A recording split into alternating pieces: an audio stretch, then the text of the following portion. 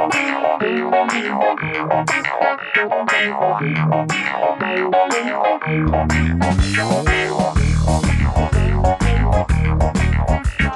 and welcome to Faithfully Memphis. This is Reverend Paul McClain, Associate Priest of Calvary Episcopal Church in downtown Memphis. Calvary is one of the oldest churches in the Episcopal Diocese of West Tennessee. Every Thursday at 8 a.m., we have the opportunity to speak with interesting people and learn about the role that faith plays in their lives. In a few minutes, I'll be talking with Bill Craddock, author of Restreaming, Thriving in the Currents of Retirement. We are broadcast from WYXR 91.7 FM in Memphis, Tennessee. But first, I want to let you know that 2 days ago, on September 14th, we celebrated a major feast day in the life of the church, Holy Cross Day. It is one of the few, if not only, feast days in which we celebrate an object rather than a person or an event. We don't know, or at least I don't know, where the actual cross of Jesus is. I'll leave the search and retrieval of it to Dr. Indiana Jones. We do know that during excavations directed by Empress Helena in the 4th century, a relic believed to be that of the true cross was discovered. The Church of the Holy Sepulchre in Jerusalem was built around this site, believed to be Golgotha, or the Hill of Calvary. It was dedicated on September 14th in the year 335, which is why we celebrate Holy Cross Day this week. As you can imagine, the Church of the Holy Sepulchre is one of the must-see sites for pilgrims to the Holy Land. I made such a pilgrimage in 2009. Near the end of our time in Jerusalem, we all got up at 5 o'clock one morning to walk the Stations of the Cross along the Via Dolorosa. It is the old street in Jerusalem that is remembered as the path that Jesus took to his crucifixion site at Calvary, now the Church of the Holy Sepulchre. Via Dolorosa is Latin for the way of suffering. The reason we got up so early is the street becomes crowded and busy later in the day, because it is the center of the marketplace of the old city of Jerusalem. We wanted time and space to pray, offer our devotional, and sing an anthem at each station. There was still daily marketplace activity going on even at that early hour. People were carrying goods and setting up their shops, much like the activities that would have taken place as Jesus made his walk with the cross on the Via Dolorosa. We pilgrims took turns carrying a large olive wood cross that was still much smaller and less burdensome than the cross Jesus carried. At the 5th station, I was handed the cross to carry. Along the way to the next station, we encountered a very old Palestinian man who was pushing a heavy cart up a hilly cross street. His face was wrinkled and weather-beaten, and he grimaced and groaned as he pushed the cart with all his might to try and get it up the hill. And when I saw him, there was an impulse within me to lay down the cross, leave the group, and go help this old man push this cart up the hill. Several of the pilgrims later shared that they too saw this man and felt the same impulse. But we had all been instructed to stay with the group and stay in the moment, so we didn't go help him. Looking back, I regret that I didn't color outside the lines, put down the cross, and go up and push the cart. The old man, after much effort, did get his cart up the hill all by himself. When I think back on our walk that day, the image of his grimaced face and the sound of his groan come back to me vividly. A number of years ago, there was a television show called Joan of Arcadia. It was about a teenage girl who encountered God in the form of different human beings, ranging from a garbage man to a little girl ballerina. The show began with the song, "What if God was one of us, just a stranger on a bus?" In Jesus, we know that God was, is, and always will be one of us. Jesus is God entering our humanity. He feels real pain, and he grimaces, groans, and struggles with his and our very real burdens. I can only imagine all the suffering he has felt during this past year of sorrows. Jesus does carry our burdens and challenges us to carry and lift up the burdens of others. I will always wonder if there's a deeper reason that God revealed to me on the Via Dolorosa, a weather-beaten old man pushing a cart up a hill. I am pleased that Bill Craddock is our guest today. He is a Calvary parishioner and a guide about wellness, and lots of other things, although he's probably too humble to say that. And he's the author of Restreaming, Thriving in the Currents of Retirement. Bill, I won't ask you how you got to Memphis, since you've been here a long time, but I will ask you to tell us about your life pilgrimage so far and name some of the mile markers you've discovered or planted on your way. In the spirit of the Tom T. Hall metaphor, tell us how Bill Craddock got to be who Bill Craddock is now. Thank you, Paul. You know, you mentioned the Holy Cross and the day of the Holy Cross, and frankly, September 14th is my birthday. Oh, I forgot that.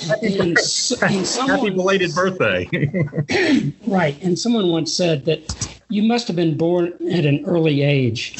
And I guess I was. But I do celebrate September 14th quietly, particularly now that I'm north of 70 by a few years. But yes, I was born in Memphis and raised in Memphis and went to a public high school called Central High School. And when I was younger, I guess I was provincially challenged because I didn't travel very much, but I was naive and enthusiastic and burdened with curiosity. And I went off to college, found a wonderful lady who I'm still married to, and then moved to New York City and then back down to Memphis, and have been in Memphis now for 54 years, living in Midtown.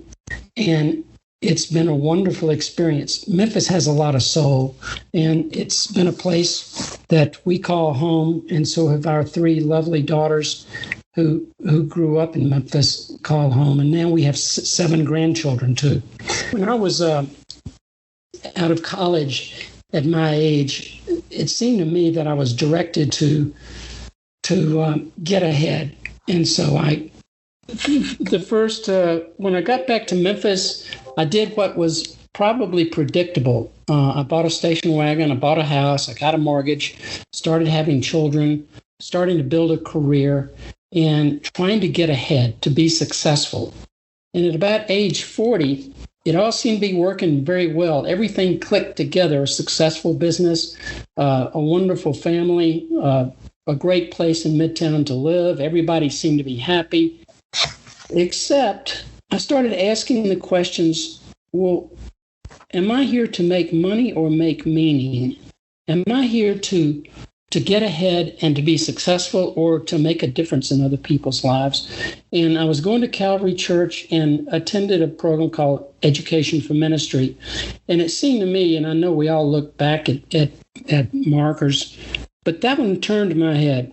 And instead of being a money maker, I wanted to be a meaning maker. And it really took me about 3 or 4 years to figure out how to do that. I'd been very active with the church, but I didn't think I wanted to be a parish priest. So 5 years later, I left the business world and became active with the National Episcopal Church in various roles as a consultant, and that evolved into work with the church pension fund, where I was involved for close to 20 years, guiding Episcopal clergy through various wellness programs. And it's been a wonderful journey. I retired about 6-7 years ago, and that was also, I guess, a marker we have. There seems to be that when you look back on your life, you're always trying to make sense of it in terms of the decisions you make. But the decisions you make sometimes are not necessarily hard stop decisions, but more or less being pulled along.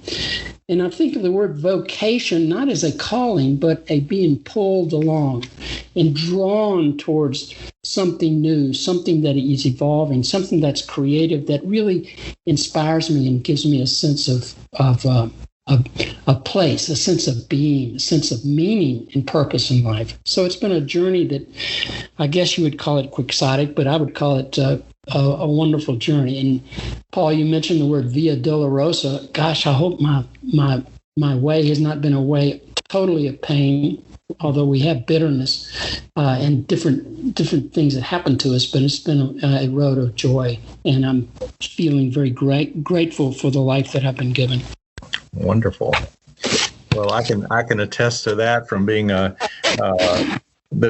how much you nourish friendships along the way, and we'll talk probably more about that as we move along. And we have also talked some about the so-called life stages, and that I know that different scholars, different people look at life and as a series of stages, and I think we both agree that they tend to be more permeable and free-flowing if they do exist, rather than concrete or stationary. Tell us where you are on thinking about life stages. Well, I think all of us look back on life and try to have markers, as I said, of what the stages of life are. But the psychologist Erik Erikson certainly has a set of categories that you can follow. Carl Jung comes up with the concept of the puer artinus, the eternal, the young boy who evolves into the hero or the warrior, who evolves into the father, the paternal, who evolves eventually into the wisdom person, or the keeper of wisdom. And in some ways, we all, through our life stages, sometimes discover that we're moving into a different state and we didn't even know it was there. It is fluid. And just like life as a journey, the stages of life aren't marked like the boundaries of a state as you pass from one to the next, or from one county line to the next. It just happens to be. And suddenly you're in astonishment when you realize that you're in a different stage. Yeah, I've faced that too, and I remember, in our 20s, 30s, and maybe even in our 40s, we're in sort of an achievement phase, and we're looking at projects, achievements, things. As David Brooks would put it, we're in the resume building phase, and he later talks about the eulogy virtue phase, where these are things that you maybe cannot quantify or look at concrete achievements, but think about some of the qualities, some of the things that we invest in other people. And I think it's interesting, around age 50, I felt like I was making a turn more to at least seeking out to live eulogy virtues rather than resume virtues. Do you find that common? And maybe does that resonate with your own journey? Oh, I hope so. Matter of fact, here's a great story. It's not mine, but I walked into, on Central Avenue, there's a hotel that Kemmons Wilson, it's called the Holiday Inn. It's across the University of Memphis. I can't remember what the title is. It's a conference center. And I walked in there as it was being built. And on the mezzanine floor is a wall of memorabilia of Kemmons Wilson, who started the Holiday Inn, as we know. And as I was walking through there, I noticed there was this man in a wheelchair with an attendant going from each of these pictures, and it happened to be Mr. Wilson. And I knew his sons, and so I walked up there and said, "Mr. Wilson, this is just wonderful. You've got so many things on the wall. Aren't you proud of this?" And he looked me right in the eye and said, "Son, this is not why I'm happy. I'm joyful because I have a good family, I have great friends, and I have trust in my God, and that's what's given me life. All of these successes are not what's important." And you think about legacy, I think that's important to realize that at the end, it's all about relationship. It's not about what you've accomplished or how many books you've written or medals or whatever. It's not about trappings and things. It's about relationships. You're right, Paul. Yeah, and you and I have talked some about this Harvard study of adult development findings that were published by George, am I saying this right, Volant, Aging Well, and tell us how these findings have influenced the way you live and maybe the way you've written about different life stages. Yeah, well, George Volant wrote about a Harvard study that was begun, I think, about 1925. It's over almost 100 years old, where they tracked the students, these men students at Harvard, from the time of their college years all the way through their life. And then the study was enhanced or added by adding women and also some workers. So it was about a $25 million study that has been going on now since, almost 90 years. And what they discovered was, in terms of who aged well, it wasn't the most successful businessmen. It wasn't those that were the greatest athletes. It wasn't those that were the most popular in terms of successes. It was those who had relationships, and relationships throughout their life. And it might be as simple as a bridge club or a golf club or a book club or an active in their church. But those that were in relationship were happier, were more engaging in life, and seemed to have much more of a grasp on purpose and meaning. And I think that really kind of boils down to the importance I see is that the older I get, the more I value, cherish, and hold on to relationships, whether they be new friends or who are younger than I or older friends. Keeping up with those kinds of relationships really makes a difference in one's life. Yeah. Yeah. One of the things you talked about in your book is a rhythm of REP. And tell us all what REP is. Oh, sometimes we have to use acronyms so we can remember things.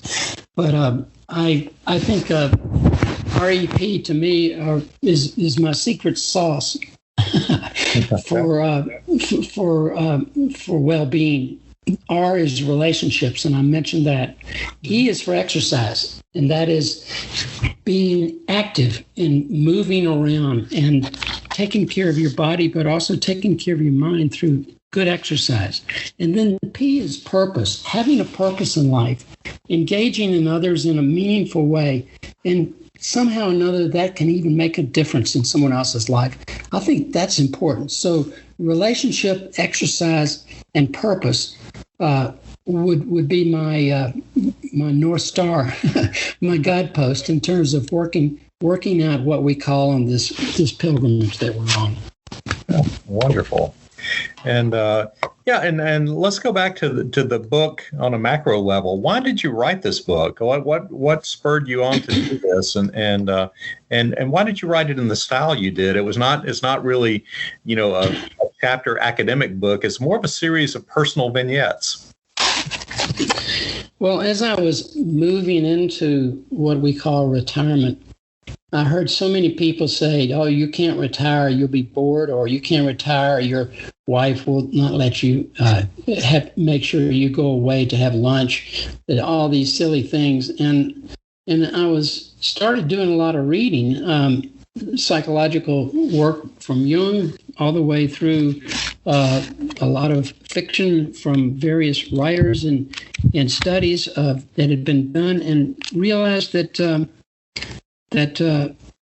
maybe there's a way to reflect on one's life that can engage and enhance one's place of being as they are now. And so the church publishing company asked me to write a book, and I kind of steered away from self-help books. I don't like those. And academic books have a very limited audience. I wanted something that would be practical, accessible, and relevant to one's life. And so I decided I would write just a series of vignettes. And that way, you could look at life in different lenses, whether it be relationships, exercise, purpose, but also gratitude, hope, pilgrimage, a lot of different ways of looking at contemplation, radical amazement, a lot of different lens of looking at the world. And maybe if someone read some of these reflections, they could then, in some ways, capture the echo or the spirit and reflect on it on their own life. And why did you select a kayak as the guiding metaphor for the book? And by the way, a kayak is on the cover, and it was drawn by your daughter, Maisie, and who does illustrations throughout the book. So the book is very much a family affair. And yeah, but tell us about the kayak. Why that was so important to you? Well, I think to understand, it's sometimes we need a handle, we need a metaphor And maybe a very useful metaphor is to imagine oneself canoeing upstream with a paddle. And if you ever paddle a canoe, you have to paddle on one side and then either do a J-stroke or move the paddle to the other side and paddle, and you have to paddle furiously to get upstream. But at the time of retirement, or let's say at the time of restreaming, maybe you get out of that canoe and get in a kayak that has a paddle on both sides and is much more in balance. Actually, the word kayak is a palindrome. You can spell it K-A-Y-A-K both ways. And that's the same with a kayak. It's a very balanced approach, and it can deal with the whitewater, the terrors in life, in a much more balanced way, and actually play in it rather than trying to avoid them or shoot the rapids as you would in a canoe. But also a kayak can give you the flexibility, the free, open, and evolving sense of moving into the eddies every now and then and slowing down. And as you go downstream in a kayak, you can pay more attention to what's going on around you rather than trying to get somewhere. And that ties nicely into relationship, I think. And also when I think about a kayak on a stream, if one looks at a metaphor of a stream, the longer you're alive in this wonderful world, it seems that the waters can go deeper. And perhaps even the current slows down to a point where you can actually take a deeper breath and see things in a much more intimate and a contemplative way. Mm-hmm.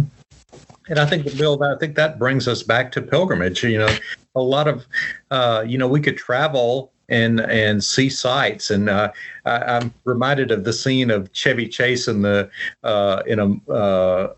of the vacation movies where they go to the Grand Canyon, and essentially he does a check mark in his guidebook that we've been here, rather than really letting the experience of being there sink in.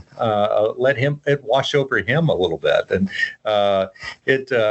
I think there's something that in travel, and we don't have to geographically travel. We can travel from a study or wherever we are, sitting on a bench in a park. We can mentally travel, and how we can go deeper.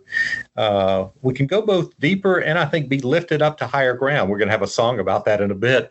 But yeah, I think there's something powerful about that, the kayak in the water going deeper. But one of your vignettes is about pilgrim people. And what does it mean to you for us to be pilgrim people? Well, as I mentioned earlier, I think we can't stop the current. We can't stop time. We're constantly moving forward. The question is, what are we doing with it? How are we being on that stream?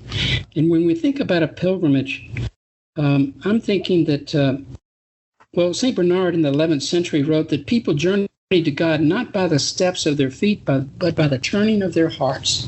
Mm-hmm. And I think that's important to know, that the change doesn't have to be from the outside. You don't have to take the exotic trip to some foreign continent to get a change of heart. You can do it right there in your study, or as you take a walk around your neighborhood in Central Gardens, and just begin to think in a different way. I was thinking also, you remember the Jacques Cousteau specials? I do. He was scuba diving and so on. But on his ship, on Jacques Cousteau's ship, which was called the Calypso, he said, "Il faut aller voir," which means we must go and see for ourselves. Mm-hmm. And I think that sense, not just of adventure, but of curiosity, of being able to pursue questions, knowing that some of them will be unanswerable, is really what can make life exciting and interesting, but particularly when you're doing it with good people. Yeah. I recall one of my favorite lines is from Dr. Rachel Raymond, when she said her motto in life was to pursue unanswerable questions in good company. Now, I would change that just a little bit. I'd say pursue unanswerable questions with people I love and by the grace of God. Mm-hmm. But working with relationship and that pursuit of a pilgrimage is a great combination to think about in terms of life journeys. Yeah, that pilgrimage is not,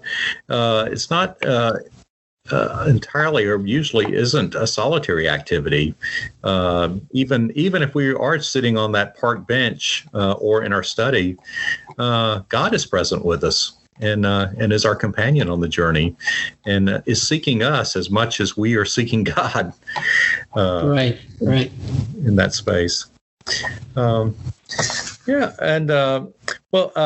Bill, as part of your journey, it has taken you overseas. Well, not overseas, but in this hemisphere. You've spent a lot of time in Haiti.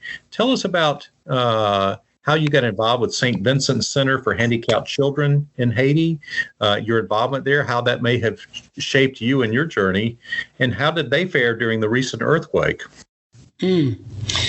What about the earlier earthquake, too? Yeah, that's right. January of 2010, over 250,000 people died in a devastating earthquake in Port-au-Prince.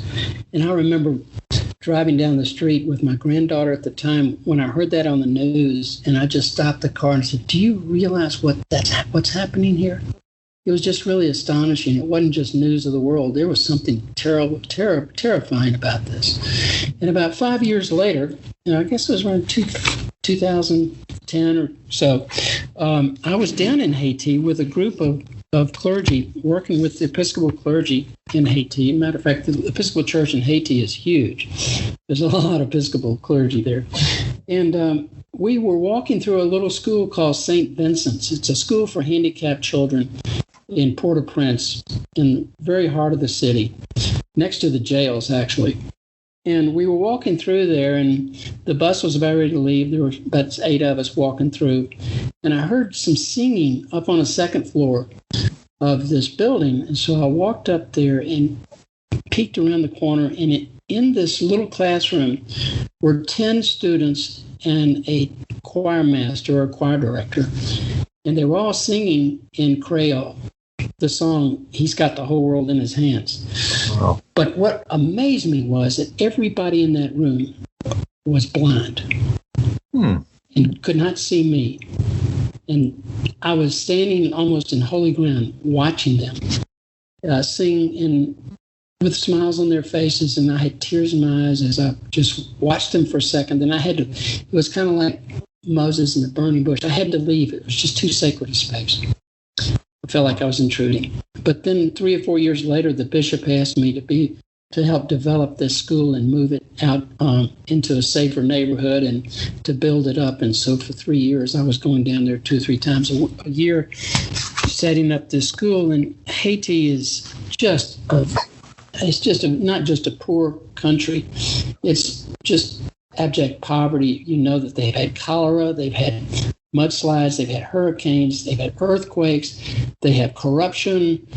All these, I would call it the plagues, have been on Haiti. And yet those people are beautiful. They have a sense of hope. They have a sense of a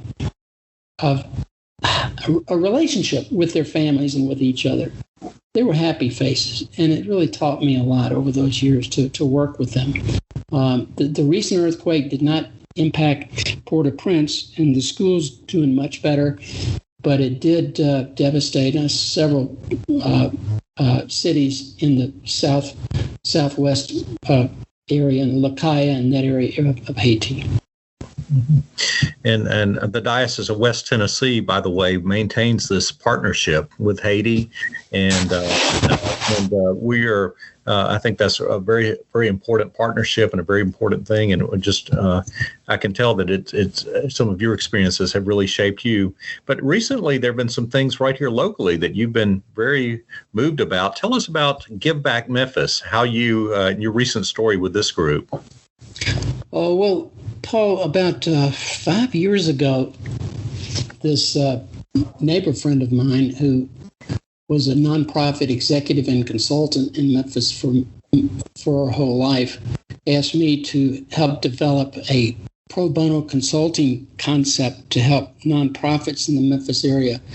And so over the past 5 years, we've assisted about 65 nonprofits, working with them, with people we've recruited as consultants, people who, like myself, who've retired but want purpose in life and want to give back. And so they have given of their time in providing services to these nonprofits in the areas of strategic planning, marketing, fundraising, human resources, board governance, and things like that. But we don't have a 501c3 nonprofit agency. We don't have a bank account. We don't have a location. We don't have staff. We just have a lot of people with some wonderful ideas and a real compassion to help others. And so the nonprofit community hopefully has been helped over the past 5 or 6 years with this program. And we don't really know where it's going yet. We hope it will be sustainable, but we know that every now and then you can make a difference if you just raise your hand and volunteer to do something for other people. Wonderful, wonderful. And glad you're giving back your time and some of your the things that you've learned over your journey. And it's a great opportunity for others to do that and talk about a purpose in retirement of giving back to organizations that are trying to make a difference in our city. That's a phenomenal work. And Bill, I wanted to kind of close our part of this, or our time, in just asking you this: where are you finding hope these days? Well, I find hope every time I see a smile on someone's face, whether it be Kroger or walking down the street, or I think hope is implicit in everyone, but you have to bring it out. There's a lot of concerns about the pandemic and about the political problems and the other issues of climate change and so on. But at the same time, I have 7 grandchildren, and when I watch them interact with each other and with their peers and classmates, I see a lot of hope. And I think we all need to live with hope, which is different from optimism. I think hope has a much hope has a much more holistic approach to the future than just naive enthusiasm. And I think hope is what we all must have as we continue then down this journey we call life. Oh, thank you, Bill. And great words to close out on. And I want to thank you for sharing your ongoing pilgrimage with us and for sharing and sometimes guiding those of us around you in a collective search for meaning and search for higher ground. Well, our next segment is called Stump the Priest, when I try to answer a perplexing question about faith. The question today is, does the book of Song of Solomon actually belong in the Bible? I wrestled with and preached on this question a few weeks ago. Some would argue that the Song of Solomon, or more accurately, the Song of Songs, has very little in common with any of the songs in any religious hymnal, but has almost everything in common with, say, the Reverend Al Green's secular love song, Let's Stay Together. Both never mention God. Both are beautiful ballads of romantic love. Neither seem to belong in the Bible. Or maybe there's more going on than meets the eye or the ear. Ancient scholars thought the Song of Songs was an allegory, with the lovers being metaphors for God and the Hebrew people, or for Christ and the church. Most modern commentators see it as a purely romantic ballad without all the hidden meanings. Ellen Davis, an Old Testament professor and one of our speakers at Calvary's Lenten preaching series coming up this next spring, posits a third way. She says the romantic and the religious understandings of the book are not exclusive, but mutually informative, and each is incomplete without the other. She argues that the Song of Songs is the most biblical of all the books, and she sees the love song in the context of God's passionate and troubled relationship with humanity, which is the story the rest of the Bible tells. She writes, what we hear throughout the Song of Songs, and only here in the Bible, is mutual love speaking at full strength. In a word, it returns us to the garden of God. And Davis asserts that it informs how we should relate to one another. She adds, like the love of God, profound love of another person entails devotion of the whole self and steady practice of repentance and forgiveness. It inevitably requires of us suffering and sacrifice. Al Green's inspiration for writing Let's Stay Together in the fall of 1971 came not from a lover, but out of the troubling events of that era, the assassination of Martin Luther King and the riots that followed, he said, "I sat down and wrote it. Let's stay together. What you doing? If you burn up the town, we're going to have to build it up again." From that beginning, he turned personal and just started writing about my baby. And he did all this in 15 minutes. While it's a beautiful expression of lifelong love for a romantic couple going through thick and thin, it was also Al Green's way of saying, Memphis in America, we've got to find a way to stop killing each other.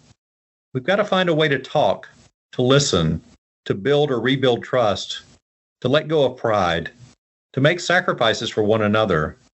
We've got to stay together. He and his mentor, Willie Mitchell, argued over how Al should sing it. Al wanted to sing it loud and with lots of punch. Willie said, "No, you got to whisper. You got to sing it soft. You got to let me hear Al Green." Al said, "I don't know who Al Green is." But Willie knew.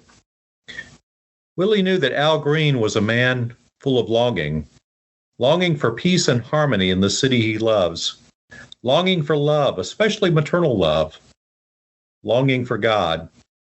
We hear that longing in how he seems to hold that first note, that first I, for what seems like an eternity.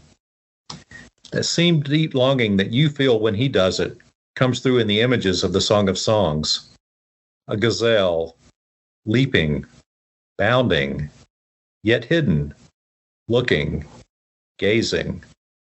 The poet who wrote the Song of Songs knew what Willie taught Reverend Al. True longing is best expressed not in hot burning flames, but hidden in smoldering embers, gasping for air. We too pant and long for the natural images expressed by the poet in the Song of Songs. Our images today seem so unnatural.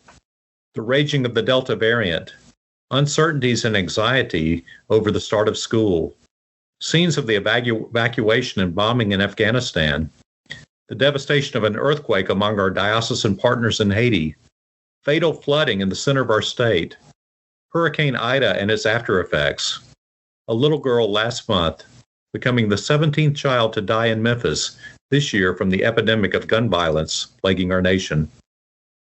We long for the winter to be past. We long for flowers to appear upon the earth. We long for the voice of the turtle dove to be heard in our land. But the Song of Songs and Reverend Al invite us to see that reaching this longed-for season begins with a personal connection on our part, a personal connection with God and with each other. And these personal connections will entail personal sacrifice. I wear a mask not only to protect myself, but to protect you. I get the vaccine not only to protect myself, but to protect you and our children. We can extend this mutuality of love as we think about how we live with each other in terms of caring for the environment, encouraging our educators and students, offering hospitality to refugees, helping disaster victims, and bringing an end to gun violence. The Song of Songs and Reverend Al teach us that there's an inner subjectivity to our lives and that we are all in this together. The Song of Song reminds us that God longs to relish that kind of connection with us and yearns for us to relish it with each other. And God longs to end our anxieties, to fill us with hope, and to inspire us to be that hope. Thanks to Bill Craddock, our guest, and to each of you for joining us. You are also invited to join us at Calvary Episcopal Church tomorrow, Friday night, September 17th, when our Friends of Music host Gavin Wigginson, concert choir director and instructor of applied voice at Lemoyne Owen College and fellowship coach with the Memphis Music Initiative. He will present a program entitled Spiritual Reflections, looking at the relationship between African American spirituals and social justice. The program begins at 7:30 in the church, with a reception taking place beforehand in the Great Hall at 6:30. Hope you will join us. The program will also be live streamed on calvarymemphis.org and the Calvary Episcopal Church Memphis Facebook page. Please also remember to find the Episcopal Diocese of West Tennessee on Facebook, Instagram, and at edwtn.org. You can listen to past episodes of Faithfully Memphis on Spotify or wherever you listen to podcasts. Please like and subscribe. This is Reverend Paul McClain for Faithfully Memphis. Until next time, stay safe and stay positive.